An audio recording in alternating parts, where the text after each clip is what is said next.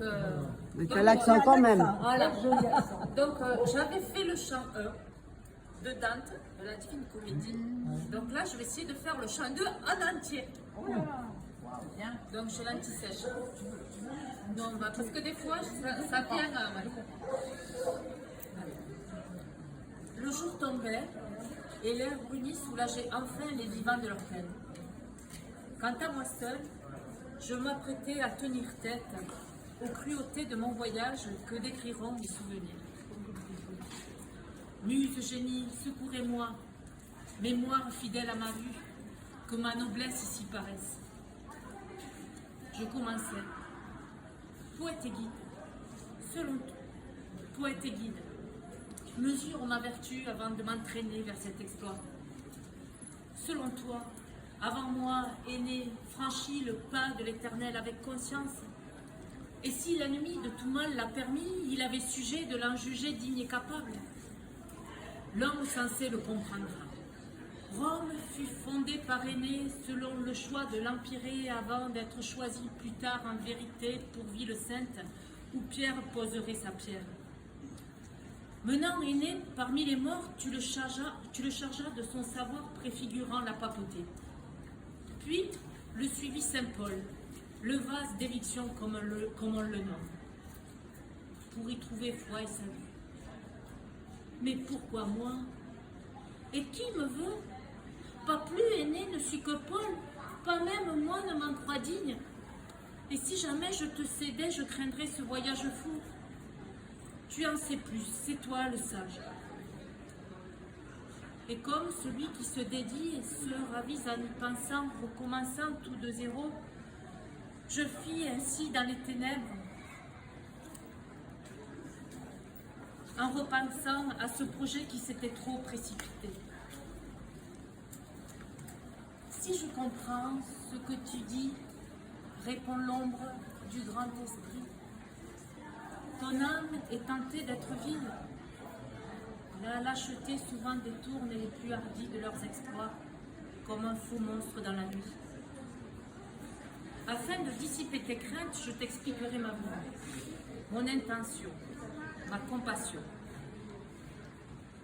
J'étais parmi ceux qui attendent, et j'entendis une sainte voix, et je me soumis à la même.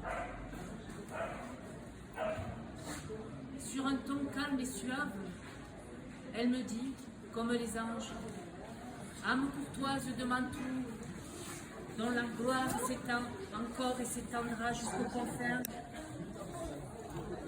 J'ai un ami qui, par malchance, est retenu sur le rivage désert, craignant d'aller plus loin. Je crois qu'il a perdu sa route. J'ai accouru un peu trop tard après que le ciel s'est pris le vert. Rejoins-le. Et de ton génie, va, tente de le réconforter.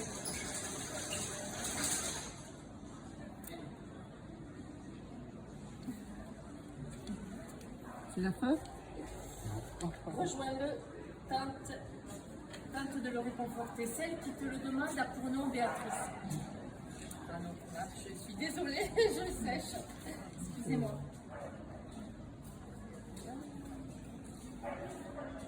Je ne sais plus.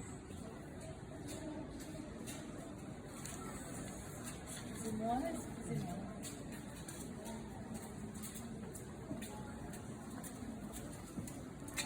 Voilà. Celle qui te l'ordonne a nom Béatrice. Je dois partir. L'amour guide mes paroles. Quand j'aurai rejoint mon Seigneur, je ferai souvent tes louanges. Elle s'arrêta. Je répondis, femme de vertu, toi l'unique par qui l'espèce humaine excède les limites du ciel de lune, je te sais gré de m'ordonner pareil exploit que je m'empresse d'accomplir. Tu as assez dit. Dis-moi plutôt comment tu puis venir ici dans les bas-fonds de l'Empire où tu remontes. Tu veux savoir les vraies raisons? Je les dirai en peu de mots. On ne doit avoir vraiment peur que de ceux qui pourraient nous nuire. Le reste non, ne fait pas peur. Dieu m'a conçu par sa pitié pour échapper à vos malheurs. Le feu d'enfer ne m'atteindra. Notre-Dame a pris en pitié ton désarroi. Elle m'a permis, malgré la loi, de te rejoindre. Elle a voulu Sainte Lucie à ton chevet. C'est un fidèle, dit-elle, que tu dois aimer et aider. Lucie, à qui les cruautés déplaisent, est vite accourue près de moi et près de Rachel. Elle m'a dit, comment peux-tu, Béatrice, gloire de Dieu, ne pas aider qui t'aime tant? N'entends-tu pas ces hurlements? Loin de la foule, il vint la mort, malgré les flots. Nul comme moi n'est prompt à faire le bien de ceux qui désespèrent. Il m'a fallu de peu de mots pour descendre ici de mon trône. Après avoir parlé, Lucie avait encore les yeux en larmes, attendant ainsi ma course ici. J'ai obéi à ses conseils. Je t'ai arraché à ce fauve qui t'empêchait d'aller plus loin. Qu'y a-t-il? Pourquoi t'arrêter? Pourquoi relâcher ton courage? As-tu perdu ta hardiesse quand tu as pour toi deux dames qui du haut du ciel te secondent et quand moi-même t'encourage?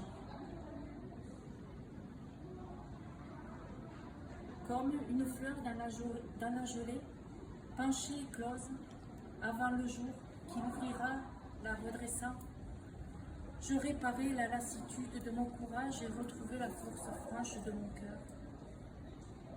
Celle qui vint à mon secours est pleine de pitié.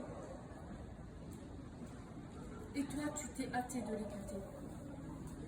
Tes propos ont chargé mon cœur d'un nouveau feu, me redonnant la force de ma première intention.